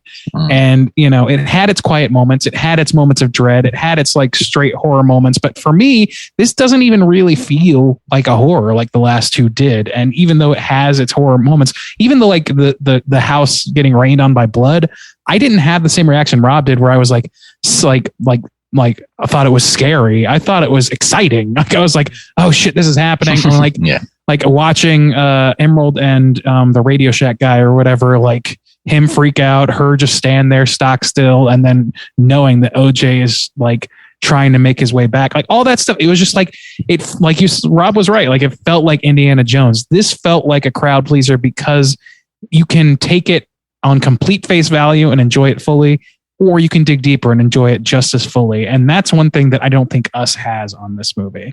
That's one thing that I think Get Out, depending on who you're talking to, I think it shares that to some extent, but it is far more allegorical than this movie is on its surface. Yeah. If that makes sense. So anyway, I just want to make that point. I also really liked the score in this movie. Rob was right. The Sunglasses at Night, that's just another rung of the ladder for Jordan taking pop songs that are inherently spooky, but have never been used properly for spooky moments and just absolutely killing it with that. The acting is incredible. Again, Rob, you nailed this, that like Daniel Kaluuya, man, he is just fucking so good to be able to convey so much while it's kind of the same thing I said with was it The Omen, where it's like an actor who is just able to convey so much but changes so little about his face and demeanor and physical you did attributes. say that about The Omen. It's just eye work. Like the eyes tell the story, and the man is capable of all of that shit. He is great at this. And honestly, everybody else in the movie is just as good. I'm always thrilled with his casting decisions. Yeah. I don't know. Like, I don't have a whole lot of negatives to add to this. Like, I kind of see the point that like Gordy was a little disconnected, but the more we talk, the more I see the connection. And what's more is those scenes were like some of my favorite in the whole movie. So I'm not mad at them to begin with. Sure. Yeah, I don't know. So I guess I looked at my scores and I still regret giving Get Out a 4.5. I gave that a 4.5 and gave Us a 5. I think I would actually flip flop those if I could had the chance today, and I would put this movie at a 4.5 as well. I think that it's a pretty neck and neck battle for second place for me in Jordan Peele's filmography right now. And I would generally agree with that. Yeah. And like Get Out is just like so impeccable that it's hard to touch, but they are pretty fucking close for their efforts, you know. Like, I mean, we reviewed that. That was our episode 100, so it's been a hot while minute. ago. Yeah. So I give it a 4.5. An absolute banger of a film, and I'm so pleased to hear that it was like it's clear that they were going for the Jordan, and it's like you just confirmed it that he was going for that sort of like big, have to be in your seat blockbuster spectacle, and it has succeeded where Northman couldn't. It succeeded, and I think that is a testament to Jordan Peele, but I also think that's a testament to like the differences between those two directors and what they hinge their movies on. Yeah. So this movie I love them too. 44 million on opening weekend, so it's doing good. That's some shit we need. Yeah, boys. Also, we're gonna get a little double dose of Keith David. I hope you're ready for that, because we got Requiem for a Dream coming up. Oh shit, my boy Keith David is the fucking best. That dude has an energy. He is a magnanimous as fuck. He has damn, dripping. I can't wait to. He's the one of the most exciting things I'm talking about for Requiem for a Dream. He is such a personality. With Randy's 4.5, our aggregate is of course a 4.5. Let's jump into our Rotten Tomatoes segment and see what the critics and users think about Nope. Certified fresh to death. And we didn't even get to talk about Angel. God damn. Dude's name was Angel, by the way. Yeah, good call. Are you an angel? All right, here we're going to do Rotten Tomatoes. This segment, for those who do not know, is the segment in which I have these gentlemen guess within the best of their abilities what the aggregate positive scores are for Nope on RottenTomatoes.com. And this is both the critics and user score. So we're doing both. Starting with, as we usually do, with the critic score. We'll start with Juice today. Juice, what do you think the 257 critical reviews thought of this film? Man, I think they're going to be on it. Jordan Peele, he has a reputation. I mean, he was already established before he started making films, and now every time he's made a film, they're good. He gets a lot of respect, as he should. And I think they're going to be positive. I think it's going to be high. But even us, I think people are because Get Out was so strong, I think there's this bit of a cap that he's got, this ceiling that he's going to have to break through. And I think that's probably going to be here. So I'll keep it a little tempered, but I'll take my boys. 86. Give me the boys. They never let me down. The boys. Project 86. Oh, the ball. Give me them boys. All right, Bob, there are 257 reviewers. Where do you differ from Juice? Justin always wants the boys. He always wants them. Bob, you have often talked about 69 clean peen, so don't talk to me. What you're talking about. Man, I think the critics are going to be... Yep. Critics, I think they're going to be pretty hot on this one. I think I'll $1 up from Juice with an 87. 87. All right. Well, Bob, you done fucked up. Ooh. This right here is an 83%. Significantly lower than I anticipated. Yeah, me too. Me too. Even though it's only I would have put it in the 90s. No, yeah, but I know you tried to account for the dissenters in the group, but yeah, I don't know, man. I think that like a director as hot and liked as Jordan Peele is right now is going to have some people just rebuke. You know what I mean? Yeah, I'm sure. Yeah. And I think that's certainly true of the audiences and in general, like that's how they go. Like once you reach a certain pinnacle of success, huh? Yeah. Said thanks for the tip. We're about to guess the audience score. Yeah. I don't even know. Randy, Okay, I know what it is now. Okay.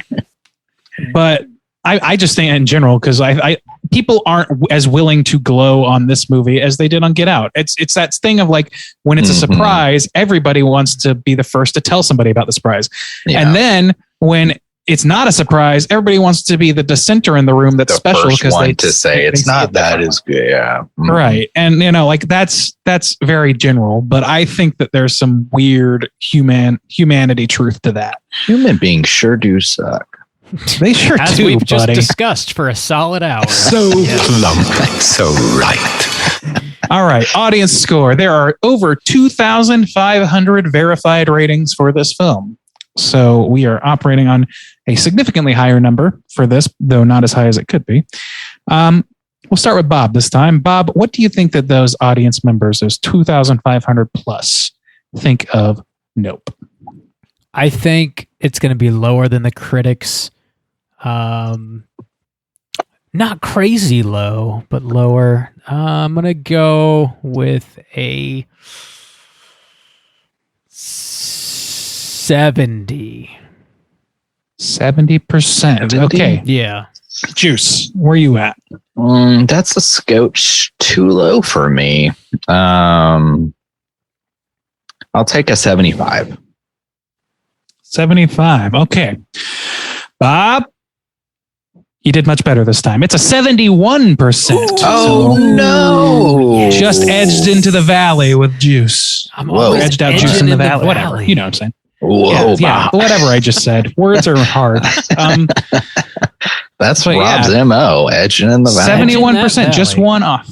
You got to edge the valley. Taking a trip out of the valley today. Got to go edge it.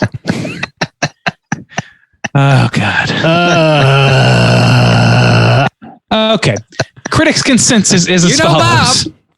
Go ahead. Admirable He's out for of its the valley again. Always edging. It's my turn. Admirable for its originality and ambition, even when its reach exceeds its grasp, Nope adds Spielbergian spectacle to Jordan Peele's growing arsenal. I nailed that shit. Spielbergo? My boy Stefan Spielberg. Spielbergo. My boy. So I watched that episode not too long ago. it's a great fucking episode. Are you saying boo or boo earns? I was saying boo words. Okay, now we're this podcast has devolved to Simpsons quoting directly. All right. Yeah, so it's that's the score for Nope. I'm going to randomly read a negative review because I did not get a chance to pre-screen. I have no idea if these have any humor to them or not. Here we go. Nope is a good example of how a film turns out when a lauded director proves too fond of his own flourishes to trim the fat, to worry about whether his ideas cohere, or to respect dramatic imperatives of the form in which he's working. God damn. That's This man a has a little extreme. lack of I mean, there's respect. might be. I've never seen I've never seen horseshoe theory work on a single person where the head just completely enveloped inside of the anal cavity. There might be like a smidgen of truth to that, but it's like way too proud of it. I don't think so. Like, I mean, I think there's maybe, a bit of fat to be trimmed. And like I said before, the two-pronged things that kind of interweave sometimes. Like, I mean, I get there a bit of truth, but yeah, that's literally, that's just like that's just a lawyerly way of saying this guy thinks too much of himself. Well, just come out and just say what you mean, dude. Cut the shit. You know what's crazy though is I just got a hell yeet. Oh, hell yeet! I got a hell ski. Whoa, Bob, hell ski. Ooh, ski Guys, the the valley. game's over. Ski, gotta ski. Well, the not valley. really. Not if you're edging. You do whatever you want. All right, that's the Rotten Tomatoes segment. Bam. We there really wasn't any trivia. I had a couple points, but I already mentioned them. So let's go ahead and talk Cooter of the week. Straight chillin'. Cooter of the week.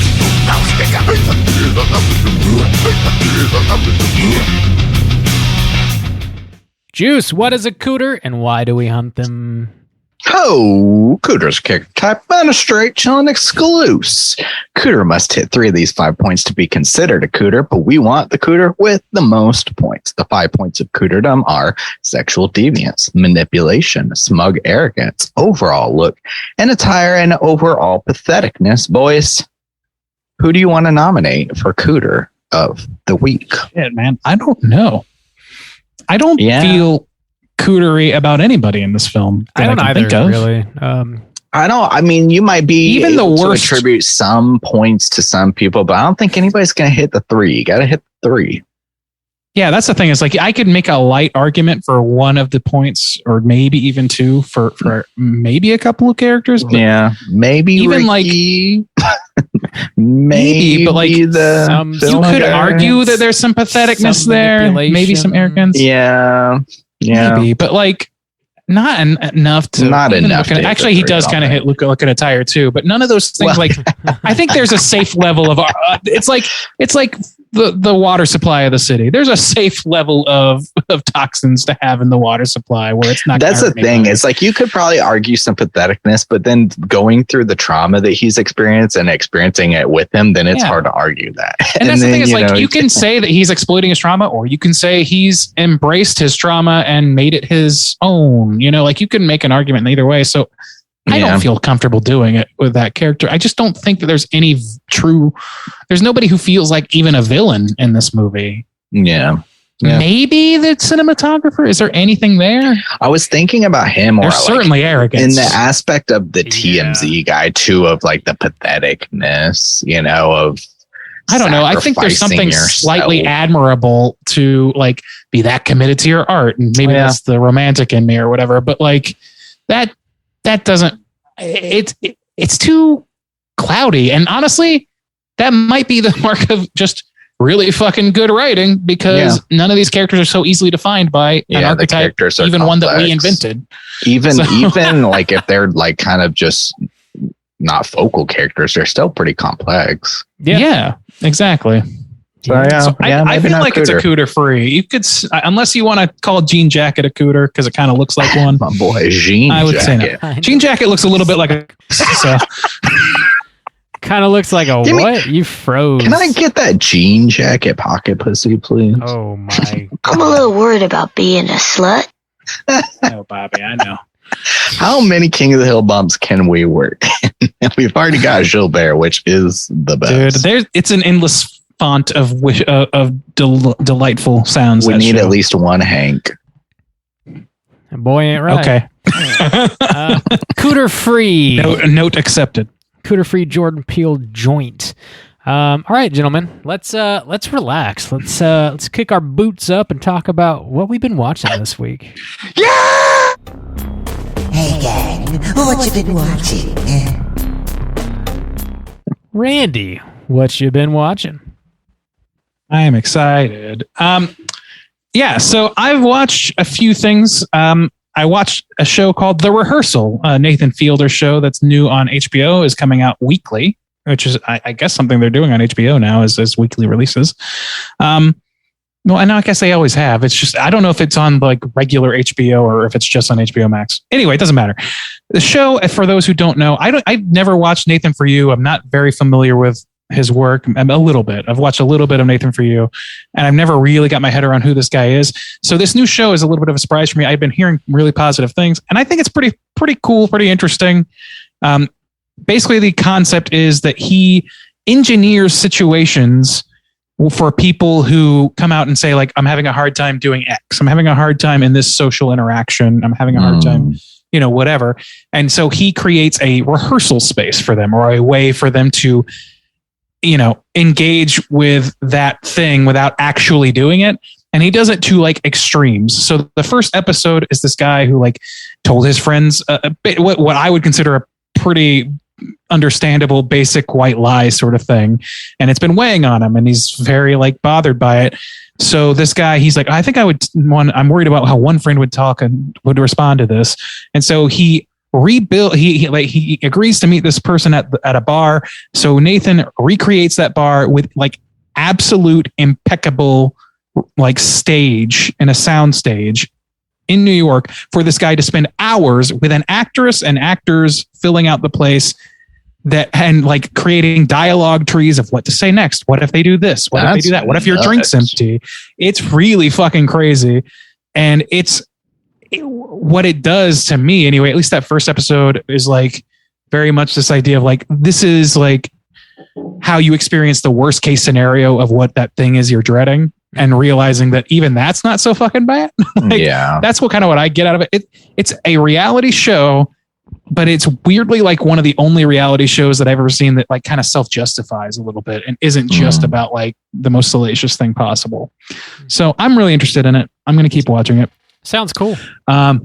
Yeah, I think it's worth a watch. I've heard a lot of people feel the same way, and that's the reason that I gave it a shot, honestly. I've watched the first couple episodes of the new season of Primal by Genndy Tartakovsky, also on HBO Max right now.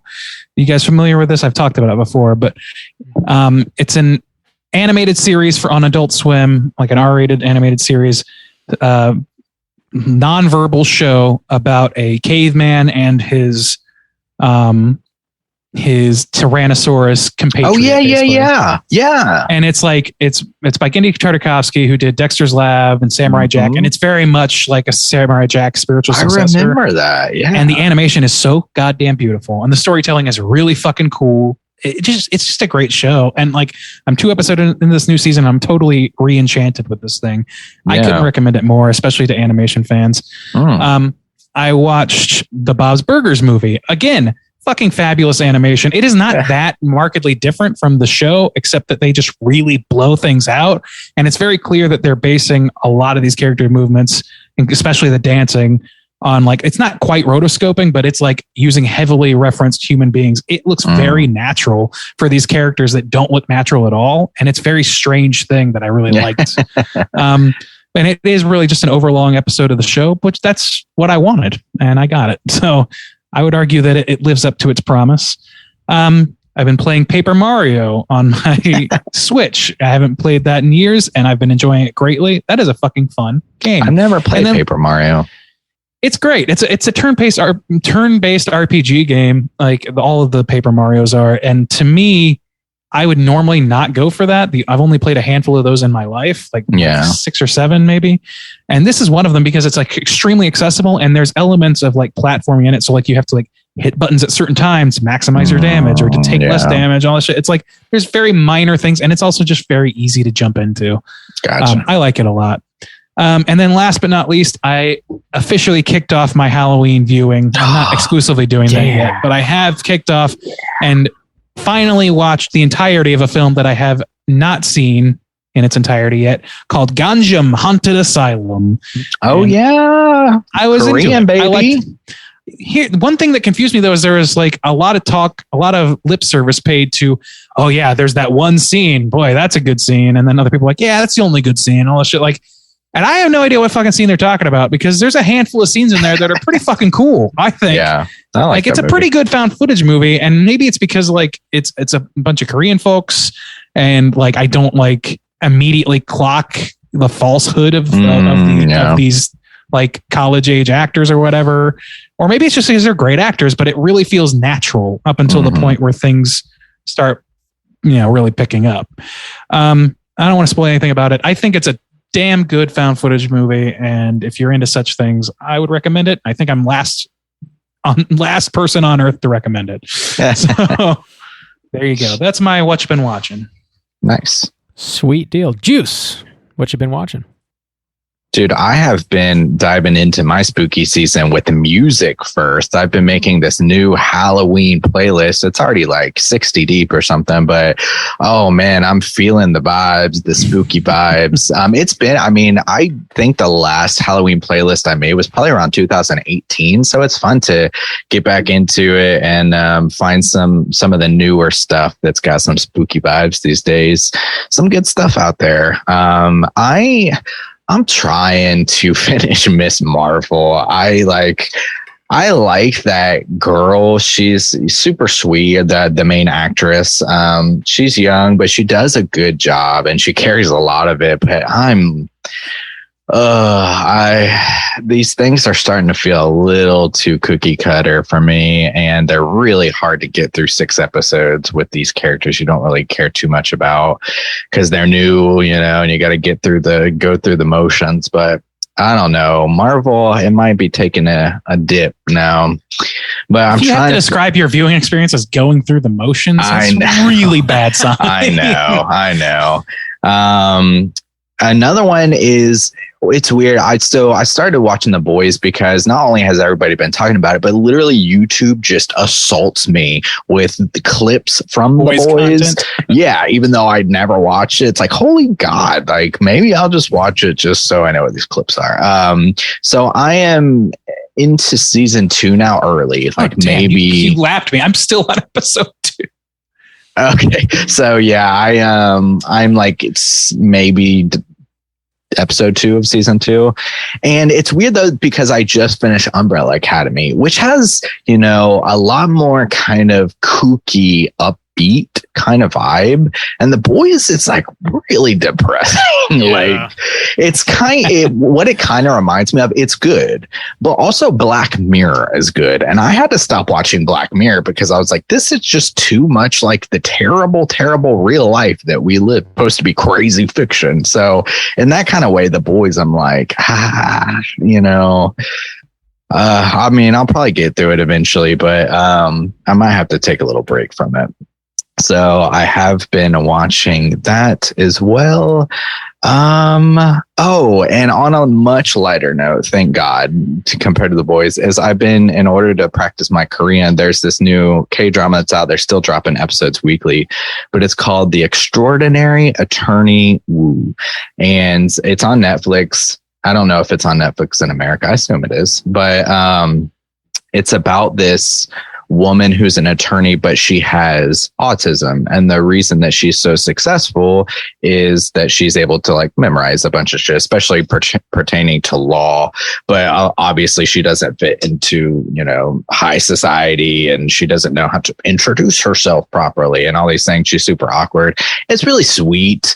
And one of the benefits of it is like, I was thinking to myself, I've been exposed to a decent amount of culture things revolving around autism.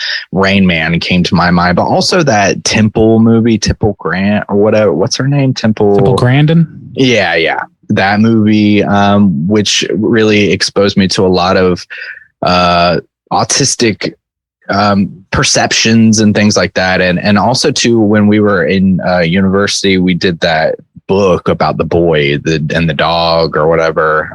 Curious Incident of the dog in the nighttime. Yeah, man, you guys are much better at these things. But yeah, that. And so I was thinking to myself, I have a decent amount of exposure to at least understanding some perceptions of autism, but like a lot of Koreans don't. There's not a lot of media surrounding that. And so in this way, some things might be exaggerated or not be completely on point.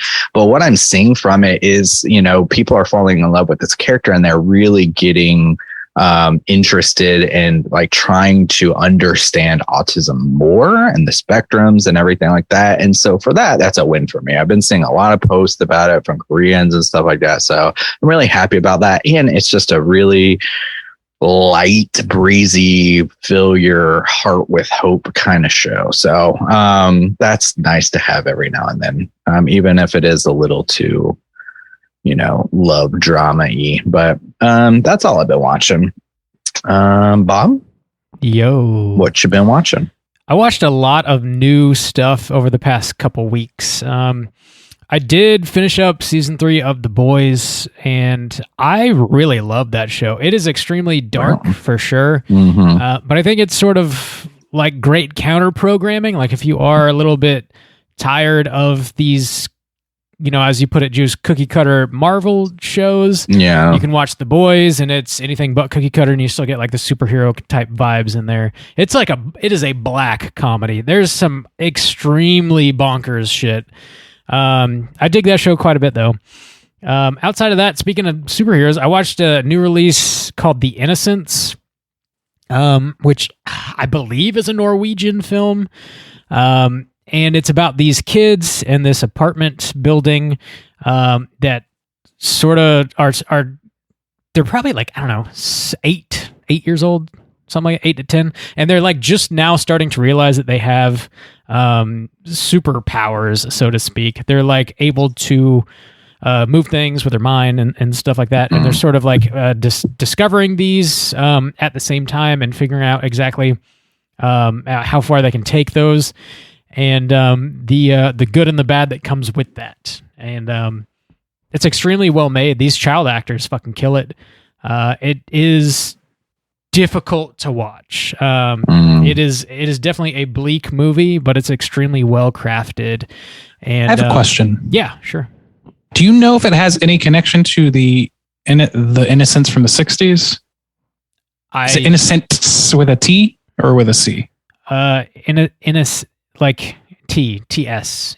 Plural. I don't think it does, Randy. Yeah, not that I know. Okay, because that one is slightly based on Turn of the Screw, and I don't know what the kids in your.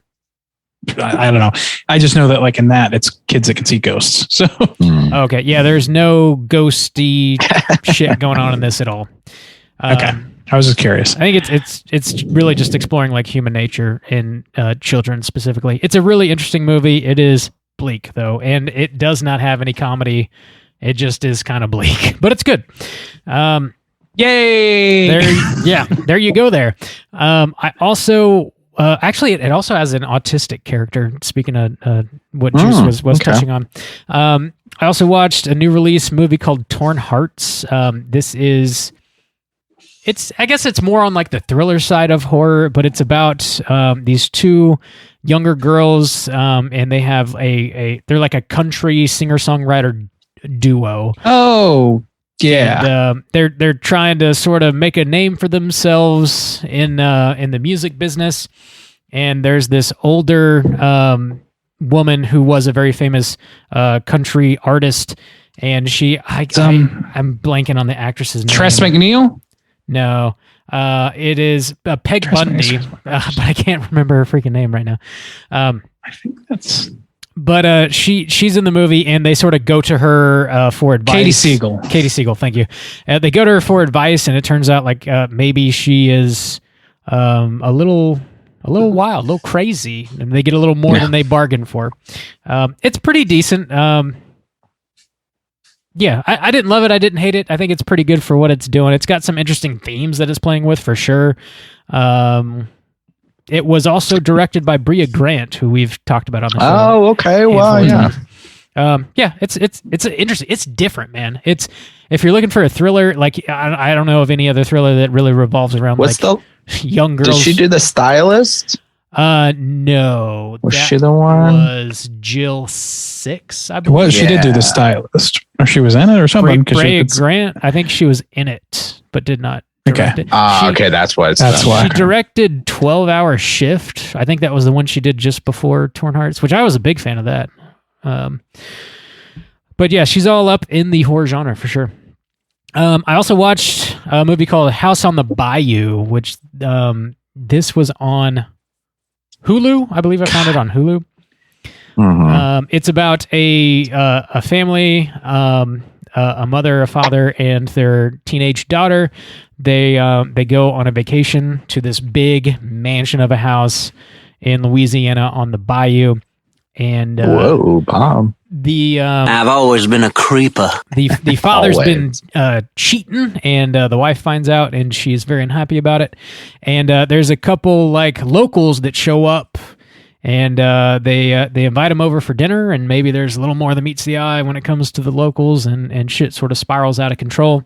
It kind of has a like a home invasion type vibe, I guess, going on, but it gets a little more wild from there, and a little more like supernatural, I guess. It was all right. It's decent for like a random Hulu find. Right. And the last one I want to mention is I finally got around to watching Master, which is on Amazon Prime. Master. What do you think about that, Bob? I thought it was good. It didn't necessarily knock my socks off. I feel like my expectations might have been too high, perhaps. I saw a lot of like rave reviews, and I was like, damn, this is going to be dope. And I think I just went in with my expectations too high. It was good, though. Have you listened to my mini cast yet? I have not. Wow. I need to do that. It's just a little baby mini cast, Bob. Bob, come on. Don't you care about my Why don't you listen to things that we make, Bob? Thoughts? It's about a girl going off to college. She's a young black student, and really just sort of deals with the horrors of being a black person trying to make it in America. I mean, systemic issues going around with this college. The college itself is apparently haunted, and she ends up staying in a dorm room that specifically is known to be haunted by a witch, and she sort of is dealing with some of these supernatural things as well as like more real life horrors.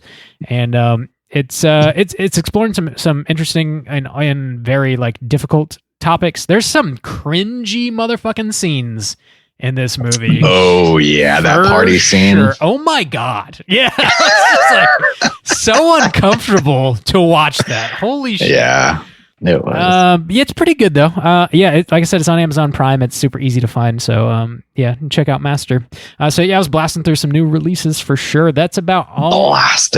All I've filling been out that top 20, huh, Bob? Dude, I know this year's. Dude, we were talking on the Slack last night. I was like, "Damn, our top 10s are already done in a way." I have 10 movies, so we got to move to top 20. I haven't watched half the movies I've wanted to this year. I have a bottom 10 already.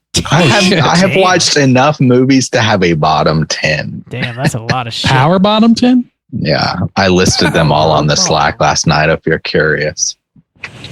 We're gonna get done, dudes! We are gonna get done, dude. Oh yeah. Number 1 of the year, Dash Cam. You heard it here first. Everybody loves it. Number 1. So yeah, that's all I've been watching. Let's go ahead and get into our last segment of the show, which is of course our Hotline Screams. Hotline Scream.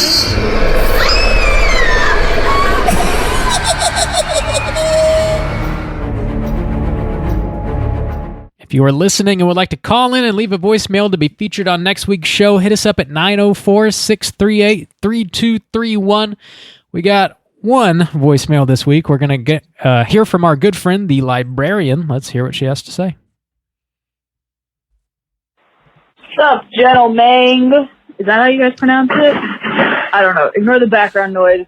Your girl roasted zucchini. Anyway.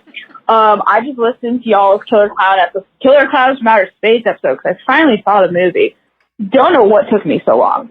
But anyway, I'm answering the prompt from that episode, which was about night terrors. And I have 2 experiences.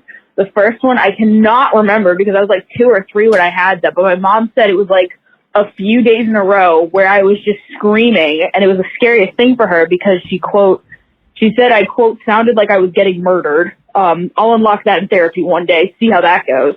And then the second time was like last year. One night I was sleeping next to my partner, or my at-the-time partner. We broke up. But anyway, I was sleeping next to my at-the-time partner, and I turned over to face them, and I swear to God, their mouth was like elongated and their eyes were rolled back into their head.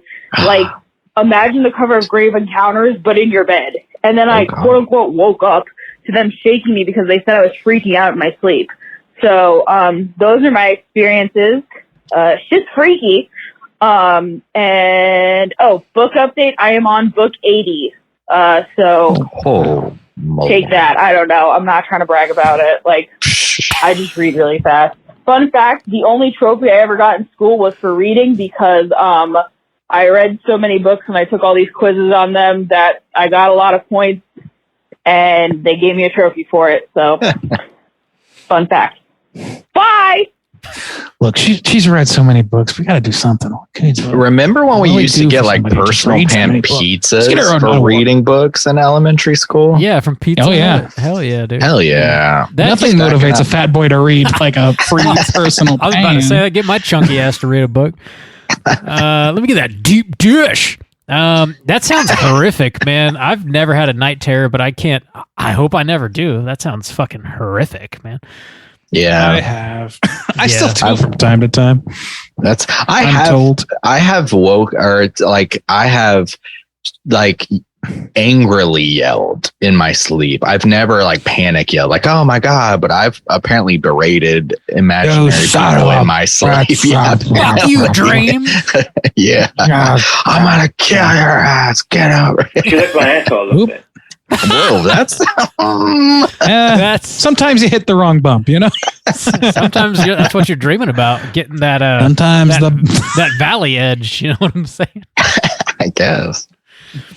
I've had many night terrors, and I don't know if I've told this one on the cast or not, but there was one night where I was staying at my cousin's place in New York when she was living there. I was sleeping on a fucking futon, and I was told later that she had from her bedroom been yelling at me. I woke up to her yelling from her bedroom, like, "Are you okay? Are you okay?"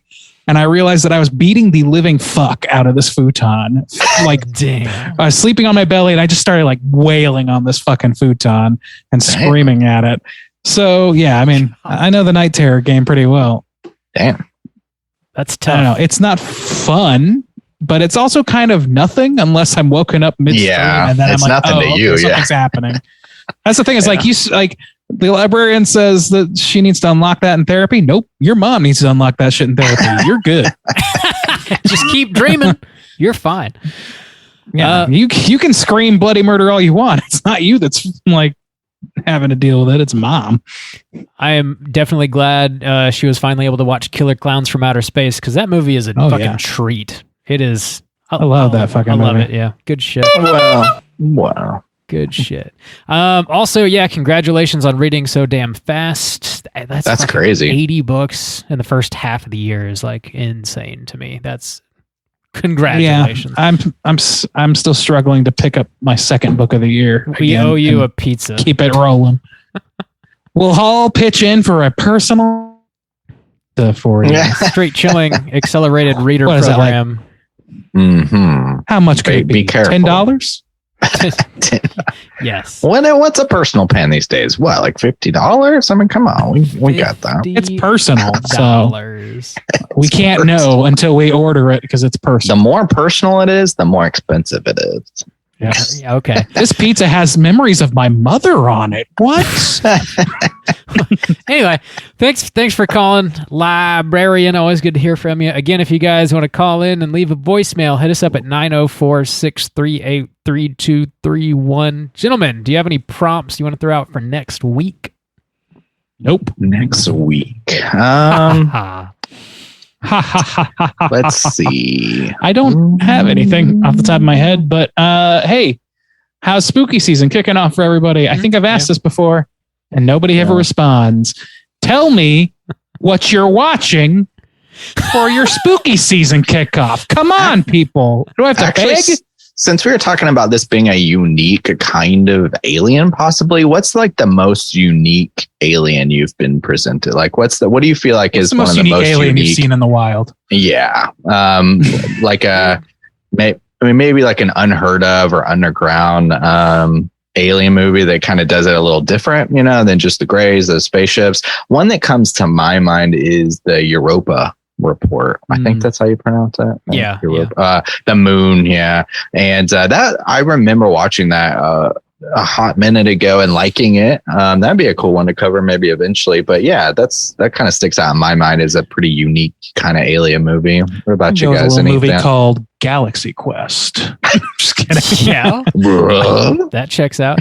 Starship Troopers, baby. That's pretty good. Dude, hell yeah. Hell yeah. Oh, we need to cover Starship Troopers. Yeah, we should. I got a lot of space movies. I've never seen like Independence Day. Oh, it's fun. It's a fun little romp.